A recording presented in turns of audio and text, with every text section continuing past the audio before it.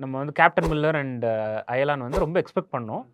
அந்த கிளாஷ்ல வந்து இன்ஃபேக்ட் சொன்னா அந்த சில டைம்ல வந்து கிளாஷ் வந்து ஹெல்ப் பண்ணும். ஒரு படத்தோட ரன்னுக்கு வந்து பயங்கரமா ஹெல்ப் பண்ணும். சில டைம்ல வந்து அந்த கிளாஷ் வந்து அந்த கலெக்ஷனையே வந்து ரெடியூஸ் பண்ணிடும். அந்த மாரி ஒரு இன்சிடென்ட் தான் கேப்டன் மில்லர் வெர்சஸ் அயலான்ல நடந்தது.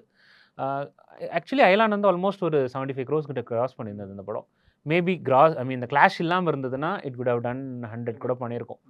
அண்ட் கேப்டன் மில்லர் அஃப்கோர்ஸ் அது வந்து ஒரு ஆஃப் பீட் கன்டென்ட் தான். அது வந்து ஒரு மெயின் ஸ்ட்ரீம் கமர்ஷியல் படம் கிடையாது.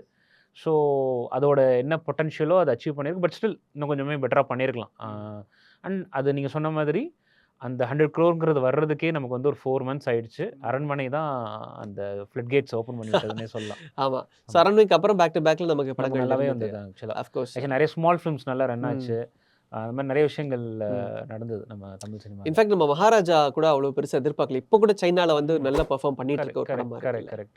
அதான் இப்போ வந்து நம்ம தமிழ் சினிமாவோட அவென்யூஸ்லாம் வந்து அ நெறைய ஓப்பன் ஆகுது. இப்போ வந்து திடீர்னு ஒரு ஃபிலிம் வந்து இப்போ ஒரு கேரளால பெர்ஃபார்ம் பண்ணுமா அப்படின்னு யோசிச்சுட்டு இருப்போம். ஆக்சுவலா நெறைய படங்கள் கேரளாக்கு இப்போ நல்லா பெர்ஃபார்ம் பண்ணுது. ஃபார் எக்ஸாம்பிள் ராயன் நல்லா பண்ணுச்சு. ம். கேப்டன் மில்லர் நல்லா பண்ணுச்சு அங்கலாம்.